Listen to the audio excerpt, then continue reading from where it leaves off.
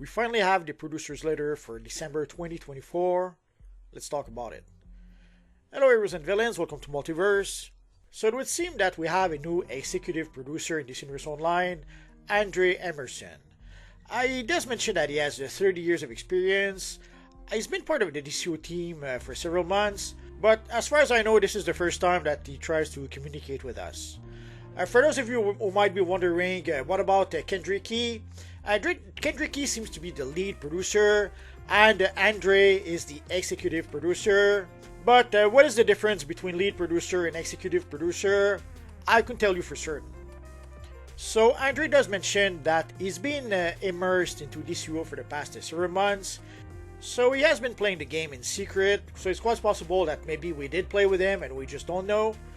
We'll never know. So he pretty much starts by doing a bit of a recap of what we had for the past year. So he does mention, other than the usual events, we also got the Year of the Dragon, some new art direction for Harley Quinn vs. Apocalypse, the availability of DCUO in the next-gen consoles, the Outsider Ops, and more. And he does mention also some quality of life, like the new message of the day, the login message banner, and also the back button. I don't know if you guys recall, way back when, we could only go forward into certain menu. There was no back button for some reason, but that was added not too long ago. If you've been using some of the vendors, you may have noticed that we can actually go back, which we could not do before. And then he moves on into what's to come. So he's looking forward to some changes and improvement to DCUO. For example, they are going to change the Renown system to be more inclusive. So instead of needing to play the elite version of whatever missions to be able to raise your renown, pretty much every missions will be able to give us some renown. But obviously, if you play, let's say, the regular version, you'll probably get less renown than if you do play the elite version. So when we will start the next big story arc, all players will earn renown when defeating bosses and new instance content. So this will allow everyone to be able to have access to the elite gear. But for people who will actually play the elite content, there are going to be some elite exclusive rewards, like some R&D recipe that will allow people to be able to craft some elite weapons, some elite necks, rings, utility belt, and more. And creating these items will also have new feats attached.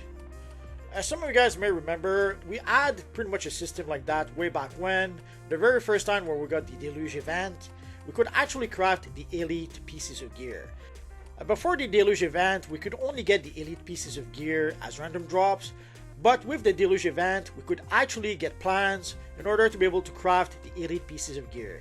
These are the first pieces of gear I got in this universe online way back when. But seeing how they did change the system way back when, it probably wasn't very popular with most people. Personally, I did not mind it, because at that time, I was pretty much a master at using the broker, so I was able to pretty much get all the crafting components I needed playing the broker game. And this is pretty much the first time in DCUO where I was able to get some elite pieces of gear. Actually, it was omnipotence pieces of gear. So personally, I don't mind if we go back to a crafting system, although I don't know if people will be happy about that.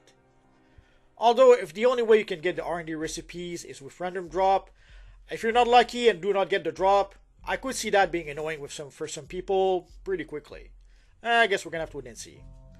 Also, he does mention that they are going to be launching a brand new event system to centralize your gameplay experience, whatever that means. So this will improve event communication and accessibility. You will be able to select content, view progress, examine rewards. This event system will also serve as a launch pad for a major new edition called Campaign 2025. So it would seem that they would come up with some sort of campaign that you will run through the whole year, and odds are you'll have to play the various content throughout the year in order to be able to complete the campaign. And there was some sort of campaign system in Neverwinter.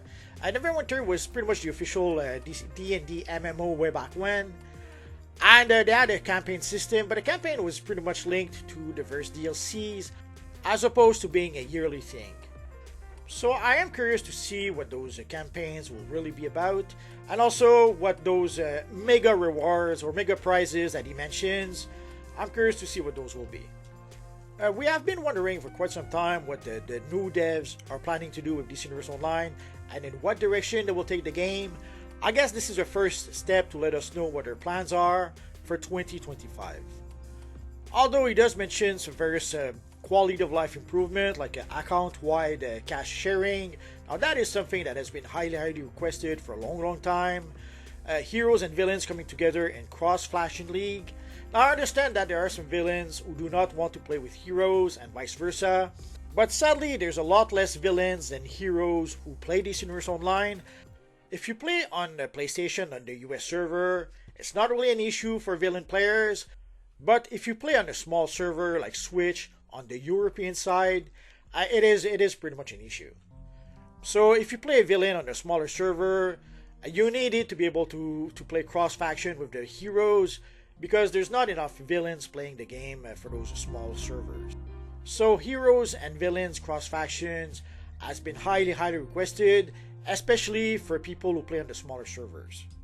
Another thing that has been highly requested is being able to go into a mission with less people than the mission requires. So basically being able to go, let's say, with 4 players into an 8-player mission, because sadly sometimes getting 8 players is just too challenging. Even when we play live at 5, especially on the villain side, sometimes we kind of struggle to be able to get 8 players in order to be able to play the 8-player content. So being able to go into an 8-player mission with, let's say, 6 players or even 4 players, that's going to be much welcome. He also mentions doing some sort of improvement to the knockout revive gameplay. I'm curious to see what he means about that because I'm not sure exactly how they're planning to change that. And he does mention also making some changes for summons, whether it's allies, pets, sidekick, henchmen, and more. We'll be looking into their utility, progression, and overall UI. I am a bit concerned about how they are going to change the summoning system. Now yes, the sidekick and the henchmen have needed some quality of life improvement for quite some time. Sadly, the new tactical mods showed us that if they do make quality of life improvement to the game, sadly in some cases we will have to pay actual money for those quality of life improvements. I guess we're gonna have to wait and see what changes they actually do make, and if they try to monetize those changes or not. And then he mentions future story arcs. So every new adventure starts with chapter 1. The era of episodes has come to an end. So sadly it seems that this is going to be the end of an era.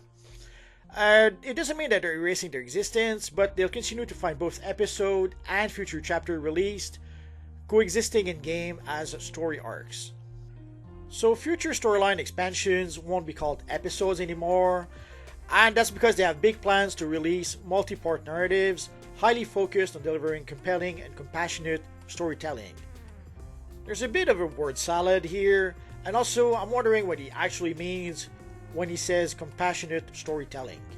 If he means a woke storytelling, it's going to be a bit concerning because lately games that are going into woke storytelling are not doing too well, they're doing pretty badly. So let's hope that DC Universe Online will not go into that direction. I guess we're gonna have to wait and see for that.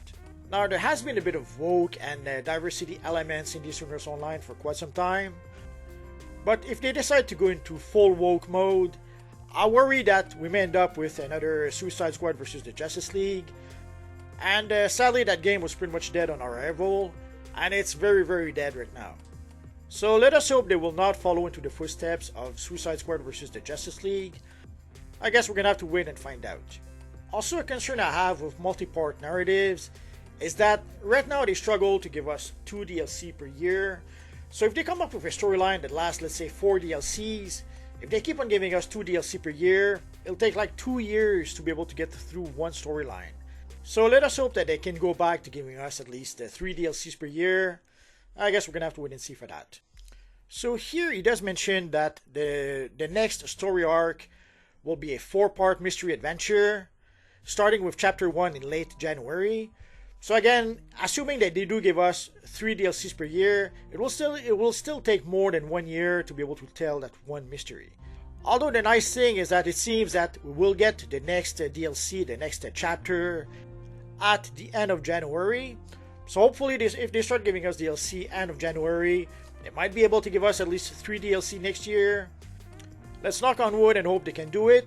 And let's hope also that if they do it, the DLCs won't be too glitchy. Pretty much since the House of Legends, we've had a lot of issues with some of the DLCs we got. So hopefully they can manage to be able to give us content that is not completely broken at release. We'll have to wait and see for that.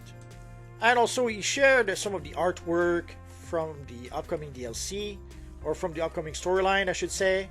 So this here is a hint of things to come. And here he also mentions a brand new section of the website called Storyblogs. Right now if you look at Storyblogs, all you can see is coming soon. But basically we should be able to get the extension to the Stories Untold in DCUO. So it seems it will be a section for people who want to know more about the lore, the side stories, the teasers, and more about DCUO. And he does end by mentioning that they have a lot of new faces on the team. He also mentioned they've experienced countless learning. Now let us hope that the learning part is pretty much behind them at this point, so that they can focus on creating new content. We're gonna have to wait and see for that. So there are some good news in here. The next DLC at the end of January, that is a good news. Some quality of life improvement coming up. That should be some good news. Although it will also depend on how they decide to monetize those quality of life improvements. I guess we're gonna have to wait and see for that. So this does give us an idea of what they're planning to do for 2025. It gives us a hint of the direction they plan to take DC Universe Online in the future. But at the end of the day, it will also depend on the execution. Hopefully they will be able to pull it off. Sadly at this point, all we can really do is wait and see how they are going to try to pull it off.